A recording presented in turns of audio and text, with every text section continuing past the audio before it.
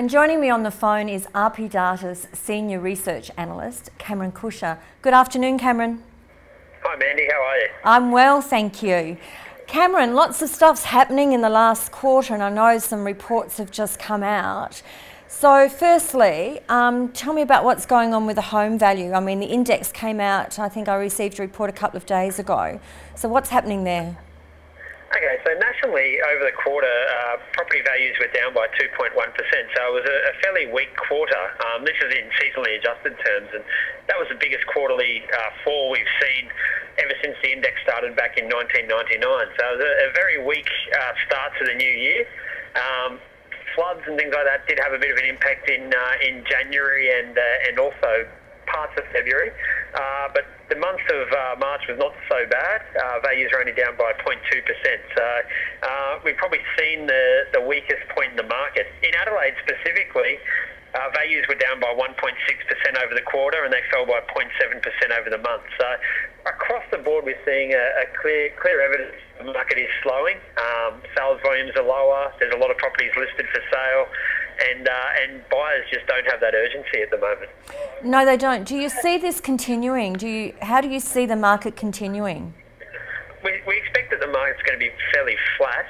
There may be some further falls in some areas, but we're certainly not expecting a big 20 or 30% fall like some commentators suggest.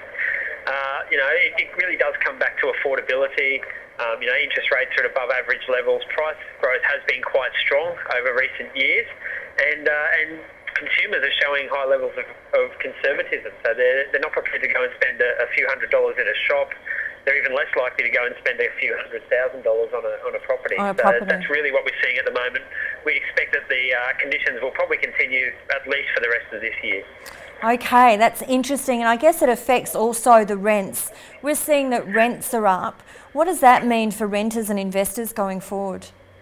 Well, we've long expected that rental rates would start to increase during this year. We're not seeing much growth in property values, but certainly there's more competition for rental stock. If you go around any of the major capital cities, you'll see that there's fewer cranes in the sky, so banks aren't lending for developers to go and build new stock. So that's going to have the effect of driving up rent.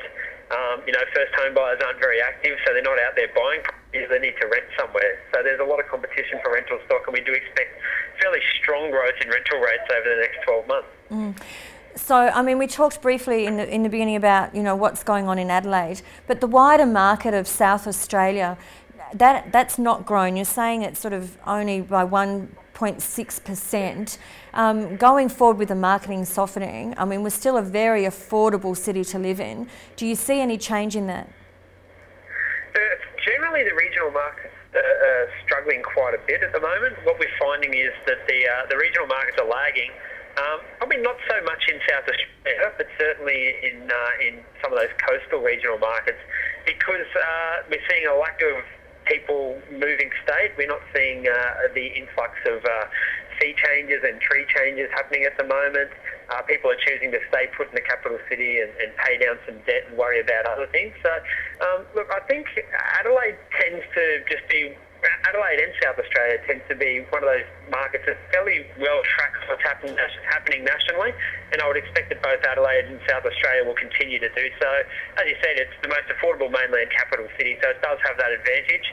I guess the disadvantage is that probably doesn't have the higher level of industry as say, a Melbourne or a Sydney does. So I expect that it will probably follow the national trends pretty closely.